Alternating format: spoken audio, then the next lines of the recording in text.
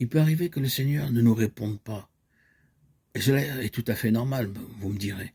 Parfois, il nous laisse tout simplement libres. Parfois, pour des raisons à lui, il ne se manifeste pas. Il est bon de le savoir. Car il arrive souvent que des personnes, par peur de se tromper, de ne pas faire la volonté de Dieu, cherchent à tout prix à avoir la réponse. On multiplie les réflexions, les prières, on ouvre 10 fois la Bible pour demander un texte et avoir la lumière désirée. Et tout cela trouble et inquiète plus qu'autre chose. On n'y voit pas plus clair pour autant. On a un texte, mais on ne sait pas comment l'interpréter.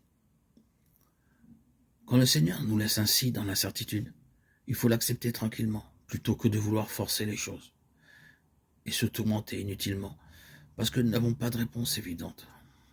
Il faut suivre ce principe que nous indique sœur Faustine. Quand on ne sait pas ce qu'il y a de meilleur, il faut réfléchir, considérer et prendre conseil, car on n'a pas le droit d'agir dans l'incertitude de la conscience. Dans l'incertitude, si l'incertitude demeure, il faut se dire, quoi que je fasse, ce sera bien, pourvu que j'ai l'intention de bien faire.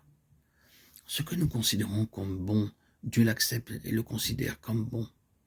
Ne pas se chagriner si, après un certain temps, l'on voit que ces choses ne sont pas bonnes. Dieu regarde l'intention avec laquelle nous commençons et il accordera la récompense selon cette intention. C'est un principe que nous devons suivre. Souvent, nous nous tourmentons excessivement à propos de nos décisions, de même qu'il y a une fausse humilité, une fausse compassion. Nous pouvons dire aussi qu'en ce qui concerne nos choix, il y a parfois ce que l'on pourrait appeler une fausse obéissance à Dieu.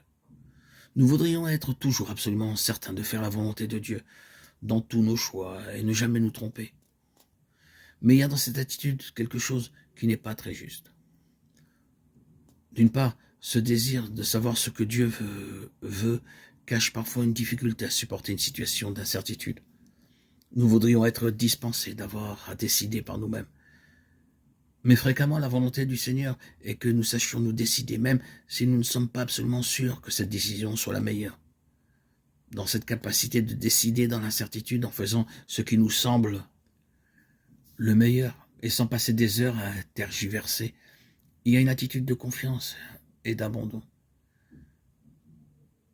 Seigneur, j'ai réfléchi et prié pour savoir quelle était ta volonté. Je n'y vois pas très clair, mais je ne me trouve pas pour autant.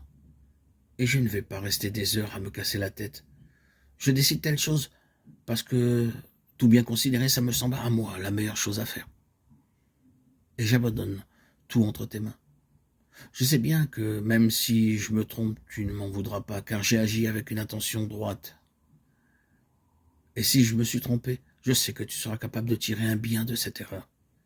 Elle sera pour moi source d'humilité, et j'en tirerai quelques enseignements. Ainsi, je peux rester en paix.